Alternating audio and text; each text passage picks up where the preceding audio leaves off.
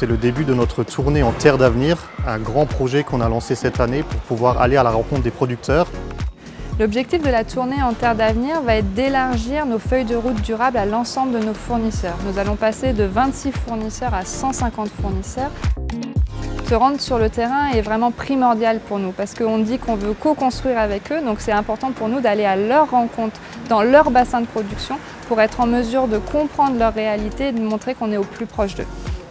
Les enjeux sociaux et environnementaux de ces feuilles de route sont avant tout une gestion des pesticides, la qualité des sols et également l'adaptation au changement climatique, que demain on puisse proposer aux clients dans nos magasins des fruits et légumes malgré toutes ces contraintes qui vont arriver à l'avenir. Les impacts du changement climatique sur les bassins de production fruits et légumes dans le sud-ouest de la France vont être différents. Concernant l'arboriculture, les principales conséquences vont être le déplacement, l'aire de répartition de ces variétés, de ces espèces. Donc l'arrivée de nouvelles filières agricoles. Pour l'arboriculture d'été, par exemple, des excès thermiques et des sécheresses qui seront plus importantes.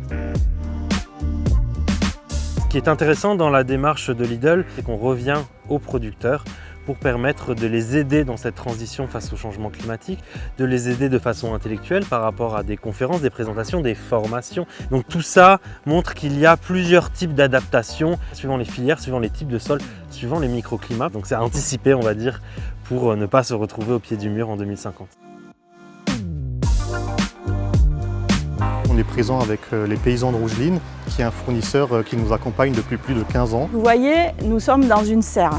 La serre est faite pour protéger les plants de tomates contre les aléas climatiques qui vont être de plus en plus forts et de plus en plus fréquents. On est très attentionné au fait de consommer le moins d'eau possible. Donc l'irrigation est faite au goutte à goutte. C'est un système qui permet d'utiliser peu d'eau. Et ici, l'énergie que nous utilisons provient de la géothermie, une source d'énergie alternative. La serre va nous permettre de nous protéger aussi contre les ravageurs, les insectes qui peuvent venir de l'extérieur.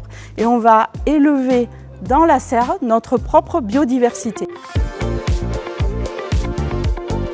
Avoir un partenaire comme Lidl qui s'engage à nos côtés, qui favorise la souveraineté alimentaire française, c'est quelque chose qui est très important pour nous. On veut être en totale transparence avec nos fournisseurs et avoir vraiment une responsabilisation collective de l'ensemble des acteurs pour qu'on puisse aller de l'avant et construire une stratégie pour l'avenir.